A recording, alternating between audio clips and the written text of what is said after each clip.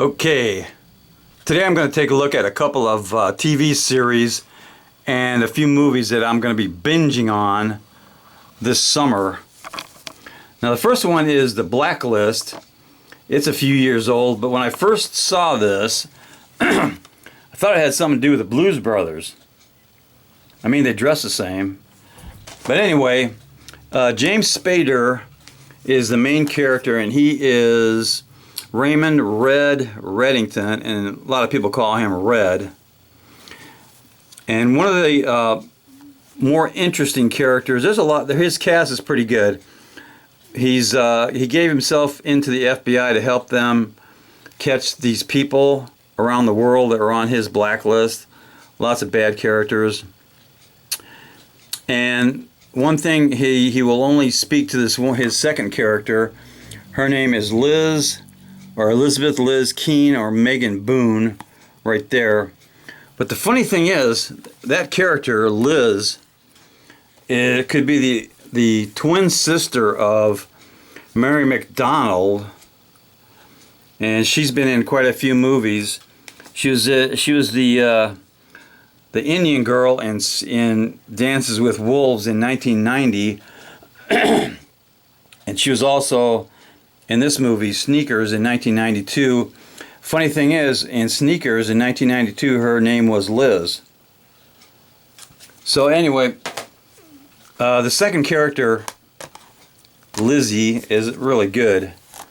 She's just graduated from Quantico as a profiler, and I'm surprised that the Criminal Minds people haven't got a hold of her yet. Maybe someday they will. This is also a good season. I like to binge once in a while.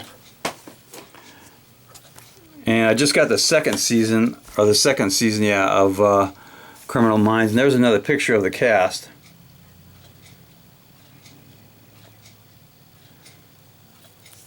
Now, one thing about these people in this cast, there are a lot of, let's see, how do I say that?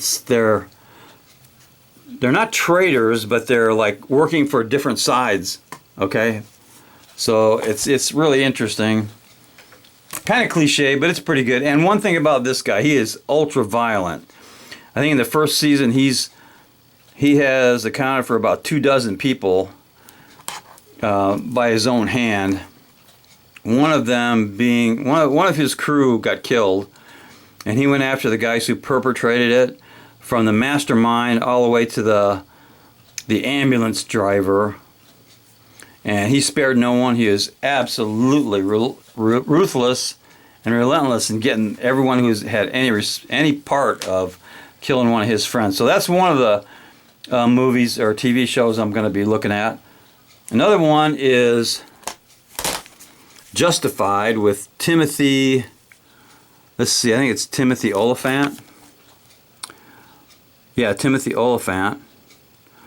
He's a deputy marshal named Ryland Givens, who starts out with a one-on-one confrontation and shootout in Miami with one criminal.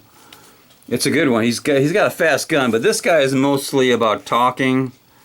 He talks a lot of criminals out of having a shootout, but it's a pretty good show. I'll be binging on Justified. And let's see, a couple more. I like to binge on Person of Interest. If you want some ultra violence, this guy here, John Reese, is one of the better. Let's see, he's called an asset,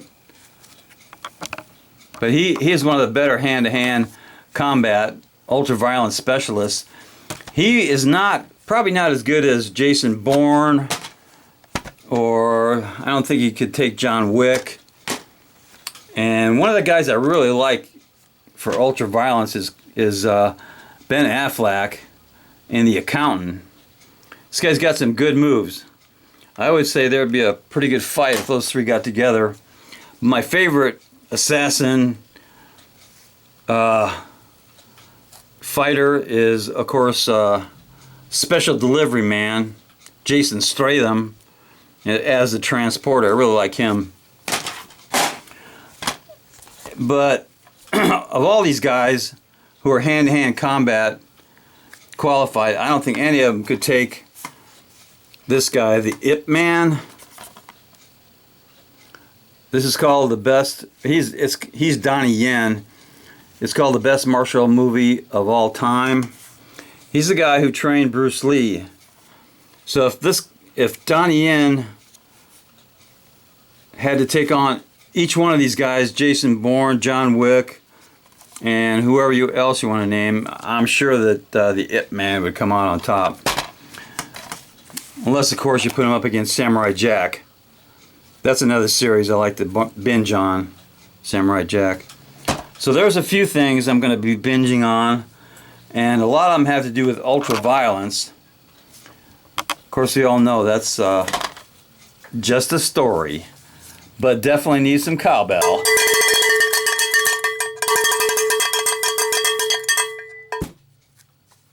Knuckle bump.